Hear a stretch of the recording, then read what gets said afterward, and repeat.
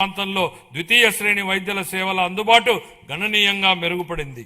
26-27 ఆర్థిక సంవత్సరానికి కార్మిక శాఖకు 735 కోట్లను కేటాయించాలని నేను ప్రతిపాదిస్తున్నాను. గృహ నిర్మాణం 2019-24 మధ్యకాలంలో గృహ నిర్మాణ పథకాల కోసం కేటాయించిన 3,300 కోట్లను ఇతర ప్రయోజనాలకు మళ్లించారు. జూన్ 24 నుండి ఆ నిధులను గృహ నిర్మాణానికి వినియోగించి 3 లక్షల ఇళ్ల నిర్మాణాన్ని పూర్తి చేశాం. సుమారు 6 లక్షల లబ్ధిదారులపై ఆర్థిక భారం తగ్గించేందుకు ఎస్సీ బీసీ వర్గాలకు అదనంగా 50,000, ఎస్టీలకు 75,000, పీవీటీజీలకు ₹1,00,000 ఆర్థిక సహాయం అందిస్తున్నాం. వచ్చే సంవత్సరంలో మరో 6 లక్షల ఇళ్లను పూర్తి చేయాలని లక్ష్యంగా పెట్టుకున్నాం. అలాగే ప్రతి అర్హుడైన కుటుంబానికి PMAY గ్రామీణ పథకం కింద ఇళ్లను మంజూరు చేస్తాం. 26-27 ఆర్థిక సంవత్సరానికి గృహ నిర్మాణ శాఖకు 6,357 కోట్ల రూపాయల కేటాయింపును ప్రతిపాదిస్తున్నాను. ఎనర్జీ ఆధునిక అభివృద్ధికి ఎనర్జీ ప్రాణాధారం. ఎనర్జీ భద్రత అంటే ఆర్థిక భద్రత. వ్యవసాయం, పరిశ్రమలు, సేవా రంగం, విద్య, ఆరోగ్యం ప్రతి రంగం విశ్వసనీయమైన అందుబాటు ధరల్లో ఉన్న విద్యుత్పై ఆధారపడి ఉంటుంది.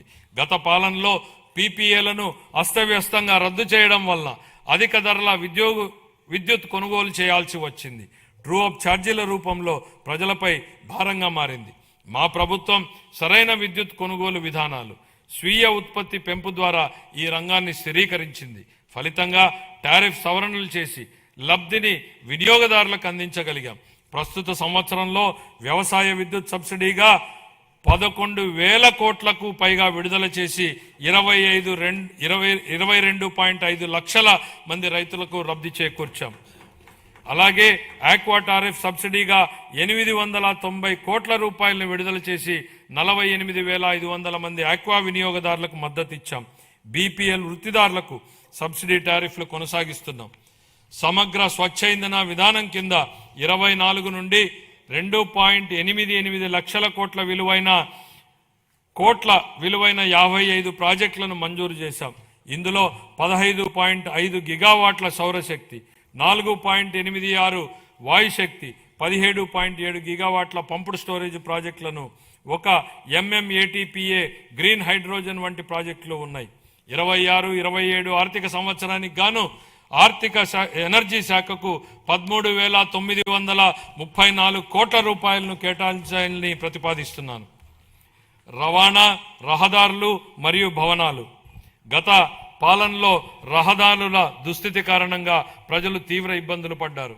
గుంతలతో నిండిన రహదారులు ప్రమాదాలకు దారితీశాయి. మా ప్రభుత్వం అన్ని వర్గాల రహదారుల మెరుగుదలకు విస్తృతంగా చర్యలు చేపట్టింది. ఈ సంవత్సరం 2,499 కోట్లతో 6,030 కిలోమీటర్ల రహదారులను అభివృద్ధికి మంజూరు చేయడం జరిగింది. పూర్వోదయ పథకం కింద ఈ బస్సులను పొందేందుకు ప్రయత్నిస్తున్నాం. అదనంగా PM ఈ బస్ సేవా పథకం కింద 11 ప్రధాన నగరాల్లో 750 ఎలక్ట్రిక్ బస్సులను ప్రవేశపెడతాము. మహిళా సాధికారత, భద్రత లక్ష్యంగా ఆగస్టు 15, 2025 నుండి స్త్రీ శక్తి పథకాన్ని ప్రారంభించాం. జనవరి 26 నాటికి దాదాపు 40 కోట్ల మహిళా ప్రయాణికులు ఈ పథకం ద్వారా లబ్ధి పొందారు. 26-27లో MDRలు మరియు రాష్ట్ర రహదారులపై లక్షిత పునరుద్ధరణల ద్వారా గుంతల రహిత రహదారులను నిర్మిస్తాం. ట్రాఫిక్ నియంత్రణ, భద్రతా ఆడిట్లు, సీసీ కెమెరాలు, రాస్తే సాంకేతిక జోక్యాల ద్వారా రోడ్డు భద్రతను బలోపేతం చేస్తాం. రవాణా, రహదారులు మరియు భవనాల శాఖకు 9,856 కోట్ల రూపాయలను కేటాయించాలని ప్రతిపాదిస్తున్నాను. గనులు మరియు భూగర్భ శాఖ. గత పాలనలో గనుల రంగం వ్యక్తిగత లాభాల కోసం వినియోగించబడింది. మా ప్రభుత్వం పౌర కేంద్రిత ఖనిజ పాలనకు ప్రాధాన్యత ఇస్తూ జూలై 24లో ఉచిత ఇసుక విధానాన్ని ప్రవేశపెట్టింది.